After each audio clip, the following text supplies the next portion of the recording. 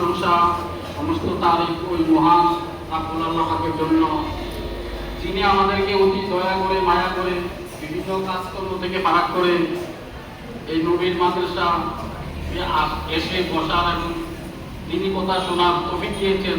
তার জন্য আমরা সকলে শুকরিয়া স্মরণ করি, আলহামদুলিল্লাহ।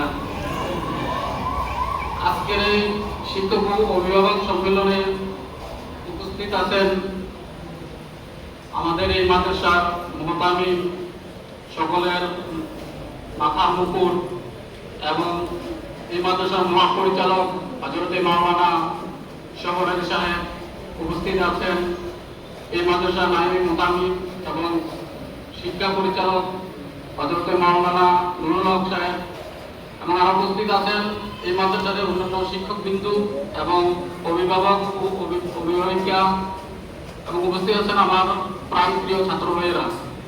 সকলকে আমার অন্তরের অন্তঃস্থল থেকে আন্তরিক প্রীতি ও শুভেচ্ছা জ্ঞাপন করছি।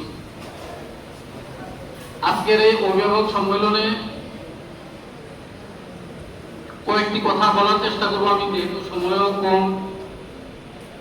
আমাদের এই একটা শিক্ষা প্রতিষ্ঠান, এই প্রতিষ্ঠানটা পরিচালনা করতে গেলে তিনটা লোকের প্রয়োজন হয়। তিনজন মানুষের সমাজে এই শিক্ষা প্রতিষ্ঠানটা প্রতিষ্ঠিত হয়।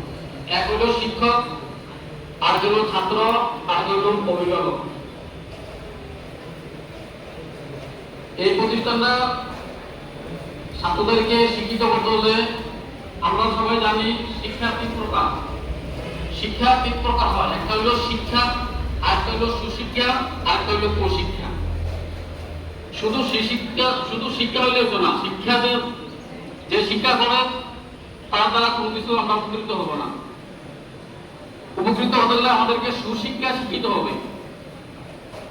সুশিক্ষা যখন আমরা শিক্ষিত হবো তখনই আমাদের থেকে কিছু পাওয়া যায়, আমাদের থেকে সমাজ উন্নত হবে, আমাদের জাতি উন্নত হবে।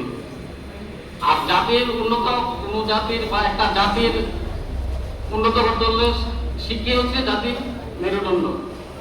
আগে আমরা একটা কথা জানতাম শিক্ষা জাতির মেরুদণ্ড, কিন্তু এখন এটাকে মডিফাই করে এখন বলা হয় সুশিক্ষাই জাতির মেরুদণ্ড। শুধু শিক্ষা দিয়ে